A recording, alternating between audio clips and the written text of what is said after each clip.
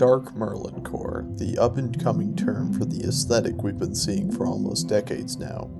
If you've never heard this term, you must have been living under a rock or something. If you remember being a kid in the 2000s, watching the Aragon movie late at night and staring at photos of moss on rocks, then you remember some vestige of Dark Merlincore peeking at you from behind the brush. But despite its recent resurgence in the cultural milieu, many people still don't know the historical and cultural context of Dark Merlincore as an aesthetic tradition. So if you allow me to divulge a little bit in a way that is not usual for my channel, today I will be giving you a half-assed summary of Dark Merlincore, but you'll feel bad for criticizing me because I'll include some personal anecdotes at the end of the video in order to endear you to me. So, to begin with, where did Dark Merlincore come from? The first commercial fantasy storytelling to really hit the mainstream was The Lord of the Rings in 1954. In that narrative, characters and plot beats are depicted as a high fantasy morality play. Sure, there's some level of complexity to be found, but it's ultimately a classical tale of good and evil like the epics of Homer and Virgil. Mythic, fascistic conceptions of history take the forefront, despite interpretations that it was some sort of counterculture into the 1960s. This is essentially the baseline fantasy aesthetic that all fantasy aesthetics grew out of, and draws on fantasy even older than the conceptions of Shakespeare, from places like Beowulf. Next came Beaghelian fantasy, as defined by Peter S. Beagle's The Last Unicorn, releasing in 1968. This work of literature questions the position of truth in fantasy in the first place, and so it ushered in a whole wave of fantasy that questioned that same truth via magic abstractions throughout the 1970s, like Ralph Bakshi's Wizards. This mutated into the 1980s into alien fantasy works of aesthetic virtue that refuse classification or understanding. Stuff like The Dark Crystal, The Neverending Story, Nashka of the Valley of the Wind, Panzer Dragoon, and the classic-era Doctor Who episode Battlefield come to mind as examples.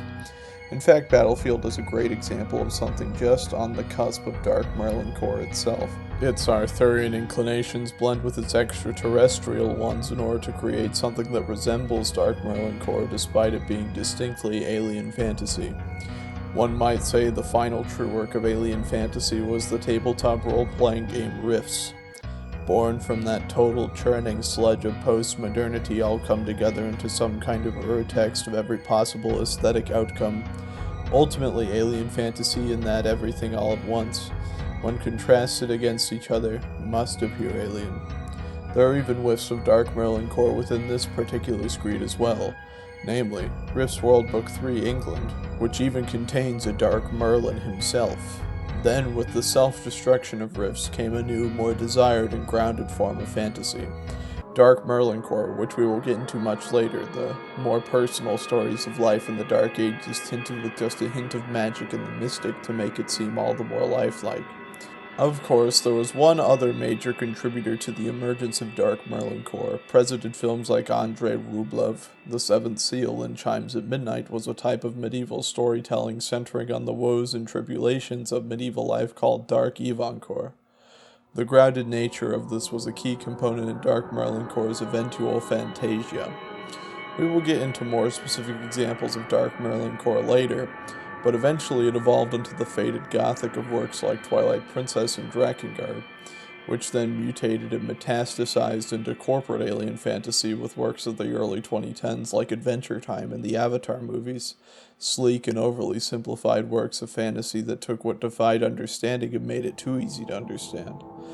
Then, from that was born Rat Vern Miyazaki aesthetic, with fascist works like Breath of the Wild and Tears of the Kingdom taking the style of Hayao Miyazaki, and using it as a smooth and palatable way to introduce their ideas. That's about where we are right now, but hopefully that sort of fantasy dies soon enough and gives birth to something new like Turbo Mecha Dark Evancore, my unproven conceptual aesthetic of literature that takes place in medieval times and is largely grounded, but everyone has really tacky and ugly mecha suits. But to get back on topic, let's discuss what Dark Merlincore actually is. Dark Merlincore's name comes from a blog post Jonathan Fear wrote in 2008 while watching the TV show Merlin. He reported having an experience so profoundly realistic that it made him vomit all over his carpet and sob uncontrollably because he thought he would be trapped within the TV show Merlin for the rest of his life. Now, if that doesn't sound effective, I don't know what does. My first brush with Dark Merlincore was quite similar. I was double gaming, DGing for short, by holding a PS2 controller while watching the Aragon movie adaptation and Power Rangers Mystic Force at the same time, and pretending I was playing both video games. Then I entered what can only be described as a euphoric transcendental state, and felt as if I was speaking to Merlin himself from Avalon. He told me it wasn't yet my time to join the Knights of the Round Table in antiquity, and that I had more to do in this plane of existence. I begrudgingly returned my DGing and cursed the wretched earth that birthed me. I feel like everyone in their early 20s has some kind of experience like that. Of course, if you're the going outside type, there's plenty of Dark Merlincore in the real world for you to enjoy. Do you know Moss on Rocks? Do you know about that? Do you know about Moss on Rocks? It's like Moss on Rocks. Another good example that might get me of a few years ago docs was Glastonbury Abbey. Yep, that's some true vintage Dark Merlincore right there. There's plenty of Dark Merlincore and structures from when King Arthur was supposedly alive, and that is a strong one of them. However, there are some buildings that are bordering on Dark Merlincore that are more recent as well.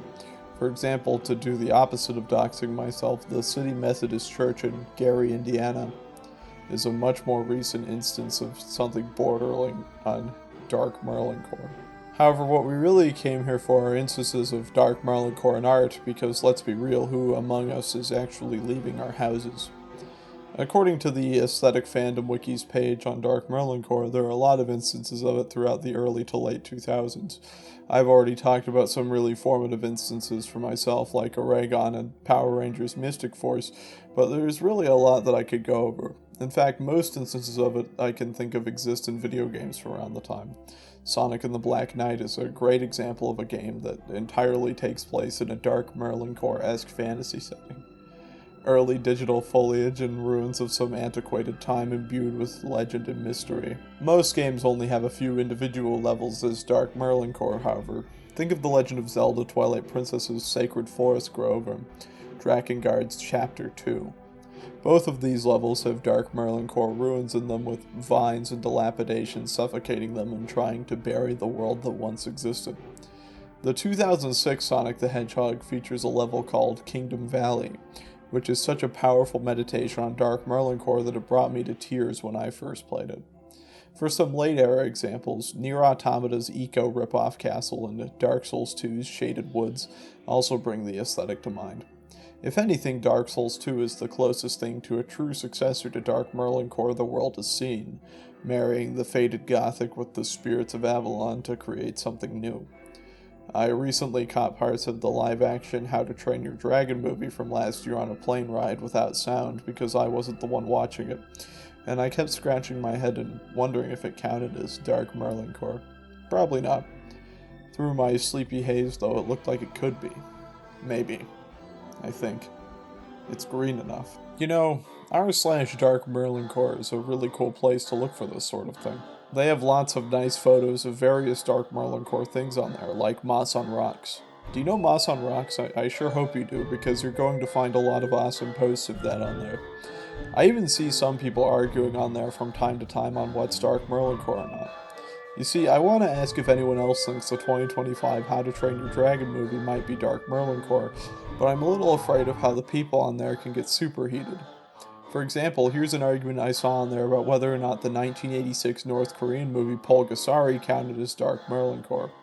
It obviously does not. I don't even know what this person was thinking, but there wasn't any need to yell. That reminds me though, there are plenty of songs and smells that make me think of Dark Merlincore, just like anyone else.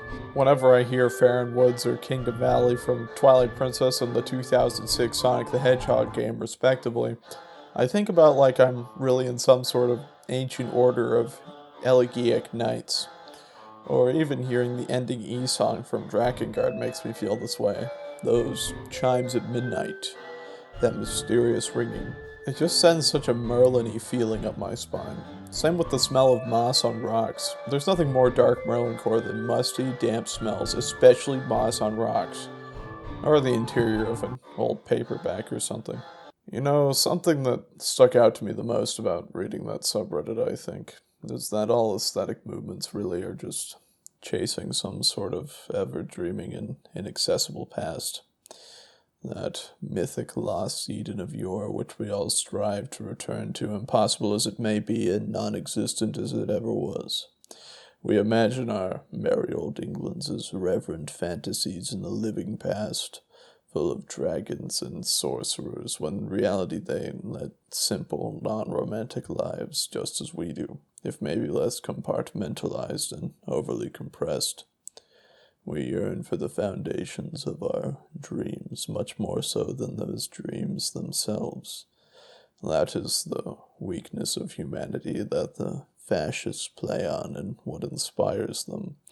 Yet, much like the garbage pile at the end of history, I think that there is a beauty in that weakness, if not the logical conclusion of its actions.